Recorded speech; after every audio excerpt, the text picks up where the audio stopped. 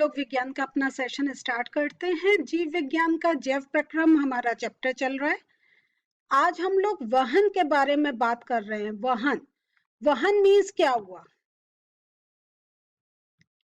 हम लोगों ने अब तक क्या सीखा है? श्वसन के बारे में समझ लिया, पोषण के बारे में समझ लिया, और हमने ये भी चीज देख ली कि कैसे श्वसन और पोषण ये दोनों आपस में एक मिक्स है, क्योंकि ये जब जो हम पोषण लेते हैं और श्वसन से जो हमारे पास ऑक्सीजन आती है, उससे जब वो जो ग्लूकोज है और जब ऑक्सीजन का रिएक्शन होती है उससे ऊर्जा उत्पन्न होती है। अब हम लोग देख रहे हैं वहन। तो वहन क्या है ये आप जानते हैं? क्या है वहन? वहन मीन्स जैसे हम ऊपर पढ़ रहे हैं ट्रांसपोर्टेशन। ट्रांसपोर्टेशन एक हम ये भी बात करते हैं जब हम यहाँ से वहां जाते हैं, हम कोई ट्रांसपोर्ट लेते हैं, हम कार से जाते हैं, हम बस से जाते हैं, हम ट्रेन से जाते हैं, हम हवाई जहाज से जाते हैं, हम साइकिल से जाते हैं। तो हम जब एक स्थान से दूसरे स्थान पर जा रहे हैं, वो एक हमारा क्या हम कहते हैं ना, कौन सा वाहन लिया। अब हम कह रहे हैं वहन, ट्रांसपोर्टेशन। तो हमारे शरीर में भी क्या होता है, जो हम खा रहे हैं वो देख रहे हैं हम कैसे वो अलग अलग अंगों में जा रहा है, उसका एक कार्य हो रहा है। अब ये जो ट्रांसपोर्टेशन है, ये जो वाहन है, ये किस चीज का हो रहा है? तो अगर हमें इसकी परिभाषा या हमें समझना हो कि वाहन का मतलब क्या है, तो खून के द्वारा जो हमारी आवश्यक सामग्री पूरे शरीर में जो जाती है, पूरे शरीर में जो जाती है, और उसके साथ जो वर्ज्य पदार्थ हैं, जो हमारे एक्सक्रीटरी प्रोडक्ट्स हैं, उनको बाहर निकालने में एक वो सहयोग देती है, उसको हम कहते हैं ट्रांसपोर्टेशन। मीन्स इसका क्या हुआ कि जो हमने खाया, जो हमारे काम की चीजें हैं, वो हमारे विभिन्न अंगों में जा रही हैं, और विभिन्न अंगों से जो हमारी ऐसी चीजें बन रही हैं जो हमारे शरीर से उनका उत्सर्जन जरूरी है, उनका एक्सक्रीशन जरूरी है, तो वो ही हमारे ब्लड की हेल्प से वापस आ रही। जैसे हमने अपने जब हमने श्वसन का पढ़ा रेस्पिरेशन में, तो ऑक्सीजन सारे क्या जाती है, सारे पार्ट्स में जाती है, और जब उसका ग्लूकोज के साथ रिएक्शन हो जाता है, कार्बन डाइऑक्साइड प्रोड्यूस होती है, तो ब्लड से कार्बन डाइऑक्साइड लंग्स में आ जाती है, और लंग्स से की हेल्प से हम उसको बाहर निकाल देते हैं। तो ये एक पूरा हमारे बॉडी में प्रोसेस चल रहा है। तो ये खाली नहीं है कि एक हम ऑक्सीजन या कार्बन डाइऑक्साइड का, हमारी जितनी भी आवश्यक सामग्री है, चाहे पानी है, चाहे जल है, चाहे ऑक्सीजन है, और हमारे कितने न्यूट्रिएंट्स हैं, कुछ भी है, वो ब्लड की हेल्प से पूरे शरीर में घूम रहा है। और जो विभिन्न क्रियाओं के कारण जो हमारे एक्सक्रीटरी प्रोडक्ट्स आ रहे हैं, जो हमारे शरीर से निकालने वाले आ रहे हैं, वो ब्लड की हेल्प से बाहर वो उस जगह जा रहे हैं जहां से वो बाहर निकल सके, उस अंग में जा रहे हैं। तो वहन का अगर हम विस्तृत वर्णन देखें तो क्या है, जो हमारे शरीर में, जैसा मैंने अभी बताया, पोषक तत्व, ऑक्सीजन, कार्बन डाइऑक्साइड, ये सब क्या है, ये ब्लड के द्वारा इनका वहन किया जाता है। और ब्लड के द्वारा वहन का क्या मतलब हुआ, सभी अंगों में पहुंचाया जाता है। ये नहीं है कि हमें एक अंग को ही कोई ऑक्सीजन चाहिए, एक अंग को कुछ खाने का चीज चाहिए, नहीं, सब अंगों को। क्यों? क्योंकि सारे अंग हमारे कैसे बने हैं, सेल से। जो कोशिकाएं हैं, वो हर कोशिका में हमारा फंक्शंस डिफरेंट चल रहे हैं, वो डाइजेशन का प्रोसेस भी चल रहा है, वो रेस्पिरेशन का भी प्रोसेस चल रहा है, सब कुछ चल रहा है। तो ब्लड के साथ जो हमारी चीजें चल रही हैं, वो हम उनको वहन के अंडर उसके अंडर में ले रहे हैं। और इसके लिए हमारे क्या पूरे शरीर में रुधिर नलियों का परिपथ है, पूरा एक सिस्टम बना हुआ है। जो अगर जैसे क्या होता है, जब हमें हमारे घर में गैस आनी है, हमारे घर में इलेक्ट्रिसिटी आनी है, हमारे घर में बाहर से अगर कुछ आना है, तो उसके लिए क्या होता है, एक हमारे घर में ऐसी कुछ भी चीज आनी है, चाहे गैस आनी है, चाहे इलेक्ट्रिसिटी आनी है, कुछ आनी है, तो क्या होता है, उसकी पाइपलाइन बिछती है। हमें इंटरनेट का कनेक्शन चाहिए, वो भी एक क्या होता है, एक किसी वायर के थ्रू आता है। तो कुछ एक सोर्स होता है जो वो लेकर आता है। तो इसीलिए जो हमारे ये जो पोषक तत्व है, जो ऑक्सीजन है, ये कुछ भी जो है, वो क्या है, वो हमने ये समझ लिया ब्लड के साथ, तो ब्लड किस में है, ब्लड नलियों में है। ऐसे अगर हम कहीं ट्यूब्स में चल रहा है और हम क्या है, हमारा हृदय वो एक पंप की तरह कार्य कर रहा है जो रुधिर को पूरे बॉडी में चारों तरफ भेज रहा है। तो अब आपको समझ में आए, तो अगर हम देखें तो रक्त कैसे मूव कर रहा है, कि उसको कुछ एक प्रेशर तो देना है, वो प्रेशर दे रहा है हार्ट। तो आपने देखा हार्ट क्या है, पंप करता है। तो हार्ट पंप का मतलब क्या है, वो रुधिर को आगे भेज रहा है, रुधिर का सर्कुलेशन मेंटेन करने में हेल्प कर रहा है। अब हम लोग देखते हैं जो हमारा मानव जो पूरा एक तंत्र, जो संवहन तंत्र है, उसमें मेन हमारी अब 3 चीजें आ जाती हैं, हृदय, हार्ट, रक्त नलिकाएं, धमनी व शिरा, आर्टरीज और वेन्स, और वहन माध्यम, रक्त व लसिका। सो ये अभी हम इन्हीं का आज के सेशन में डिटेल में पढ़ेंगे। तो हम सबसे पहले देख रहे हैं नलिकाएं। ये जो हमारी ब्लड वेसल्स हैं, जो हमारी ये जो ब्लड वेसल्स हैं, जो रक्त वाहिकाएं हैं, वो 2 टाइप की होती हैं, धमनी और शिरा, आर्टरीज और वेन्स। जो धमनी होती है, आर्टरीज होती हैं, वो क्या करती हैं, ऑक्सीकृत रुधिर को पूरे शरीर में, हृदय से पूरे शरीर में लेकर जाती हैं। लेकिन इसमें एक अपवाद है, फुफ्फुस धमनी। ठीक है, ये जो होती है, ये जो फुफ्फुस धमनी होती है, इसमें अभी हमने क्या पढ़ा है, धमनी में ऑक्सीकृत रुधिर है, लेकिन इस धमनी में क्या है, ऑक्सीजनेटेड ब्लड है, मींस वो उसमें ऑक्सीजन वाला ब्लड नहीं है, वो डीऑक्सीजनेटेड, जिसमें ऑक्सीजन प्रेजेंट नहीं है। इंग्लिश में इसको हम कहते हैं पल्मोनरी आर्टरी। तो आप याद रखें, ये अगर जैसे आप जब पल्मोनरी मींस जो लंग से रिलेटेड जा रही हैं, तो अभी जब हम हार्ट का स्ट्रक्चर पढ़ेंगे इसको और डिटेल में मैं बताऊंगी। तो ये जो जब फुफ्फुस धमनी है, इसका मतलब धमनी का उल्टा कार्य है। तो धमनी ऑक्सीकृत रुधिर लेकर जा रही है, लेकिन ये डीऑक्सीजनेटेड जो है, अनऑक्सीकृत ब्लड को लेकर जा रही है। इसकी जो भित्ति होती है वो मोटी और अधिक लचीली होती है। क्यों? क्योंकि इसमें डीऑक्सीजनेटेड ब्लड है, तो वो प्रेशर से जा रहा है, क्योंकि हार्ट जब पंप कर रहा है उसको, तो हार्ट से वो डिफरेंट ऑर्गन्स में जा रहा है, इसलिए प्रेशर को मेंटेन करने के लिए उसकी भित्ति जो होती है मोटी। तो जैसे आप कोई भी चीज, आपको कोई बहुत ज्यादा अगर कोई चीज किसी आपको बैग में भरनी है तो क्या करेंगे, मोटा बैग लेंगे। कम चीज भरनी है, कम वेट की, तो पतला बैग चलेगा। ऐसी ही, क्योंकि ब्लड हमारा हार्ट से सारे ऑर्गन्स में जा रहा है, तो वो जो ट्यूब लेकर जा रही है, वो जो धमनी, वो जो आर्टरी लेकर जा रही है, उसकी जो परत है वो मोटी होती है और लचीली, जैसे वो प्रेशर को अपना वो ले पाए, उतना प्रेशर वो एक्सर्ट कर पाए। दूसरा क्या, इसमें वॉल्व नहीं होते। अभी मैं शिरा के साथ इसको बताऊंगी आपको कि वॉल्व का क्या मतलब है। तो अभी जब हम शिरा पर आएंगे तब इसको अभी कंपेयर करूंगी। ये क्या है, एक और इसकी क्वालिटी क्या है, ये सतही नहीं होती, ऊतकों के नीचे पाई जाती है। तो ये क्या है, जो हमारे टिश्यूज है उसके नीचे पाई जाती है, क्योंकि उसको सारे क्या है, सेल्स में स्प्रेड आउट होना है। अभी अब हम देखते हैं शिरा पर। शिराएं क्या होता है, इसमें अनऑक्सीकृत रुधिर होता है, और ये क्या रुधिर होता है, ये विभिन्न अंगों से हार्ट की तरफ आता है। तो अभी हमने धमनी का क्या देखा, हार्ट से सारे ऑर्गन्स में जा रहा है, शिरा जो है पूरे बॉडी के पार्ट से हार्ट की तरफ आ रही है। तो जब आप पूरे बॉडी पार्ट से हार्ट की तरफ आ रही है, और वो क्या है, अनऑक्सीकृत है, इसलिए उसकी जो भित्ति होती है वो कम मोटी होती है, क्योंकि उसमें प्रेशर नहीं होता है। हार्ट पंप कर रहा है, प्रेशर, जैसे एक पंप है ना, वो प्रेशर दे रहा है, तो तब तो जो धमनी है वो मोटी है। लेकिन जब जो शिरा, जो ट्यूब्स हमारी विभिन्न जो बॉडी पार्ट्स है उनसे हार्ट की तरफ आ रही है, तो उनमें प्रेशर नहीं है, इसलिए वो कम मोटी है। अब वॉल्व की बात, इसमें वॉल्व होते हैं। अब वॉल्व क्या होगा, एक समझ लीजिए दरवाजे, ये क्या करते हैं, बैक फ्लो को प्रिवेंट करते हैं, जो ब्लड है वो पीछे की तरफ नहीं जाए। क्यों? क्योंकि अनऑक्सीकृत है। तो अनऑक्सीकृत फिर से क्या है, वो सेल्स की तरफ नहीं जाए, इसलिए में वॉल्व होते हैं।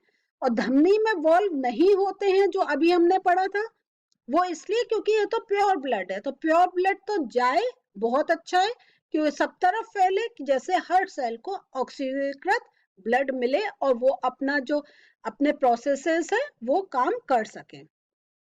और ये सतही होती है, ये सुपरफिशियल होती है। तो आप अपने हाथ के ऊपर देखेंगे, जो आपको पतली पतली अपनी दिखाई दे रही है, देखिए नीले रंग सी, हरे से रंग की दिखाई देती है, नीला हरा कुछ मिक्स सा रंग होता है।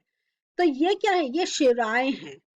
ठीक है, इसलिए क्या होता है कि अगर कट भी जाता है, आप दबाते हैं, वो ब्लड फ्लो रुक जाता है। क्यों? क्योंकि शिरा, इसमें प्रेशर नहीं है। और वही अगर आर्टरी कटेगी तो आपका बहुत ज्यादा रुधिर फैल सकता है। तो यहाँ पे ये मैंने आर्टरी दिखाई है, ये वेन दिखाई है, और ये आपस में ऐसे कैपिलरीज बनाती हैं। इसको अभी हम और आगे समझेंगे। अब क्या है, किसी अंक या ऊतक तक पहुंचकर ये क्या होता है, ये छोटी छोटी कैपिलरीज में ब्रेक डाउन हो जाती हैं। तो आप ये देखिए, ये हमारी धमनी है। ये जब किसी आपके जो ऊतक या टिश्यूज या सेल्स के पास पहुंची, ये पतली पतली कैपिलरीज, अब जो फिर से जो पतली पतली कैपिलरीज मिलके एक क्या बनाती हैं, वेन। तो इस टाइप से हमारी आर्टरीज और वेन्स बनती हैं। तो ये क्योंकि ये टिश्यूज तक पहुंची, अब वहां से जो डीऑक्सीजनेटेड ब्लड है वो फिर से बहना लग जाता है, और एक ये मिलके एक बड़ी ट्यूब बना देती है, और वो हो जाता है वेन। ये जो छोटी वाहों की भित्ति होती है, एक कोशिकीय मोटी होती है, और रुधिर एवं आसपास की कोशिकाओं के मध्य पदार्थों का विनिमय इस पतली भित्ति द्वारा हो जाता है। इसको समझिए, क्या है कि जब ये पतली पतली क्यों होती हैं, जैसे सेल्स में जब वो अपने टिश्यू सेल्स के पास जा रही हैं, तो उसमें से जो इनका ऑक्सीजन या जो उनके जो फूड जो उनको सेल्स को देना है, वो आराम से वो पतली भित्ति के साथ निकल बाहर आ सके। क्योंकि हमने ये पढ़ा, ये मोटी होती है, तो इसमें से बाहर नहीं आ पाता। लेकिन जब ये पतली पतली ब्रांचेस में हो जाती है, कैपिलरीज में हो जाती है, तो हमारा ऑक्सीजन है, वाटर है, जो भी न्यूट्रिएंट्स है, वो पास डाउन हो जाते हैं। कोशिकाएं जब आपस में मिलकर शिराएं बनाती हैं, तो क्या होता है, जैसे रुधिर को पुनः ऑक्सीकृत होने के लिए हृदय में पहुंचाया जा सके। तो आगे ही बात आपको समझ में, क्यों? क्योंकि ये अब डीऑक्सीजनेटेड ब्लड कहाँ जाता है, हार्ट की तरफ, और वहां पर वो फिर हमारा लंग्स में जाता है, ऑक्सीजन एब्जॉर्ब करता है, और आर्टरीज की हेल्प से फिर वो आता है, ये वो हार्ट की तरफ आता है, हार्ट से आर्टरीज की हेल्प से सब तरफ स्प्रेड आउट होता है। वो प्रोसेस अभी हम जब हार्ट पढ़ेंगे, इसको और डिटेल में पढ़ेंगे। अब हम जो रक्त है हमारा, ये क्या है, एक या ठोस अवयव है और द्रव्य अवयव है। ठोस अवयव क्या है, रुधिर कणिकाएं हैं, जैसे आपके लाल रक्त आरबीसी, श्वेत रक्त डब्ल्यूबीसी, और रक्त प्लेटलेट्स। तो लाल रक्त जो कणिका आपकी हैं, उनमें ऑक्सीजन होती है, कार्बन डाइऑक्साइड का वहन होता है, और रक्त का रंग इसमें लाल होता है। जो आपके डब्ल्यूबीसी होते हैं, श्वेत रक्त कणिकाएं, उनमें क्या होता है, शरीर को रोग मुक्त करने में सहायक होते हैं। तो डब्ल्यूबीसी क्या है, दे हेल्प के हमारी जो बीमारियों से जो हमारे अंदर जो शरीर लड़ता है, वो ये डब्ल्यूबीसी की हेल्प से लड़ता है। और जो ये प्लेटलेट्स होते हैं, रक्त का थक्का बनाने में सहायक होते हैं।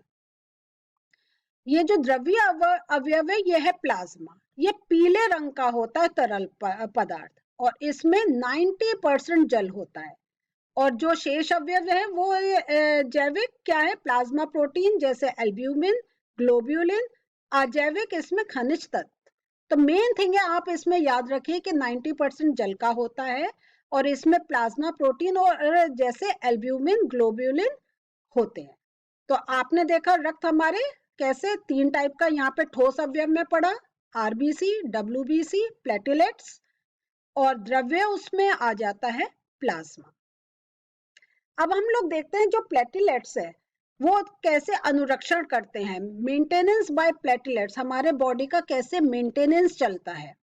ये जो प्लेटलेट्स होते हैं, ये हमारे ब्लड क्लॉटिंग में हेल्प करते हैं। जब हमारा कट होता है, तो क्या होता है, जो हमारा ब्लड है वो बाहर आने लग जाता है।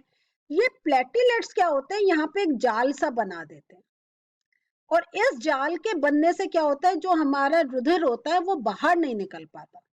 तो ये क्या होता है, ये प्लेटलेट्स कोशिकाएं रक्तस्राव के स्थान पर ब्लड का थक्का बनाकर उसका मार्ग अवरुद्ध कर देती हैं और हमारा ब्लड बाहर आना बंद हो जाता है, लेकिन उसमें थोड़ा टाइम लगता है। तो आपने देखा कैसे हमारे जब चोट लगती है एक थक्का बन जाता है ब्लड का, वो कैसे बनता है? Because of platelets. आगे देखते हैं, ये प्लेटलेट्स जो हमारा डेंगू मच्छर है, तो इस जो मच्छर है ये कौन सा है? ये एडीज इजिप्टी है।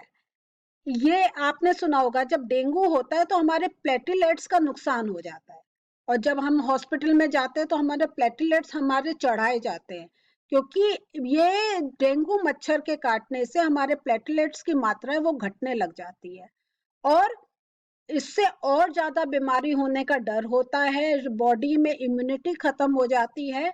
तो ये मच्छर एक टाइप से हमारे प्लेटलेट काउंट को बिल्कुल ही खत्म कर देता है, और आपने अभी देखा प्लेटलेट हमारे बॉडी के लिए कितना इम्पोर्टेंट है।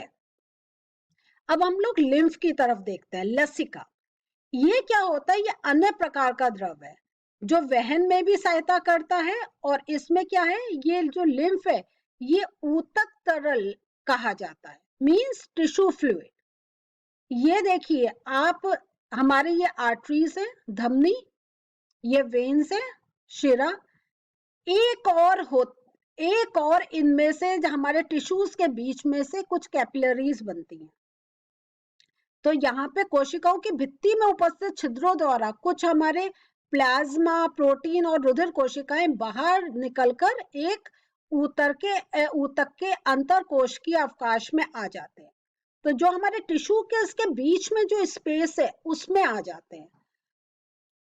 तो ये लसिका क्या करते हैं, ये जो हमारे कोशिकाओं की जो भित्ति होती है उसमें जो छिद्र होते हैं उनकी हेल्प से क्या होता है, कुछ प्लाज्मा, प्रोटीन और रुधिर कोशिकाएं उनमें से बाहर निकलकर ऊतक के अंतर कोशिकीय अवकाश में आ जाते हैं, जो हमारे टिश्यूज के बीच में जो थोड़ा गैप होता है उसमें आ जाते हैं, और वो एक क्या करते हैं, एक तरल या लसिका का निर्माण करते हैं। अब ये इसका क्या काम होता है?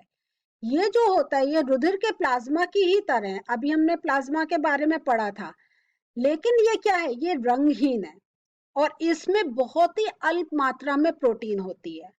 और जब ये क्या होते हैं, छोटे छोटे, अभी हमने देखा छोटे छोटी सी ब्रांचेस निकली, फिर ये मिलके एक बड़ी, एक वाहिका, एक लंबी एक ट्यूब बना लेती हैं, और ये कैरी क्या करती हैं, ये अपने साथ जो हमारा शुद्रांत्र में जो हमारा वसा होता है, अवशोषित वसा होता है, इसका वहन करती हैं। तो जो हम और जो अतिरिक्त तरल को बाह्य कोशिकीय अवकाश के से वापस ब्लड में ले जाता है। इसको अभी हम पिक्चर से और समझते हैं।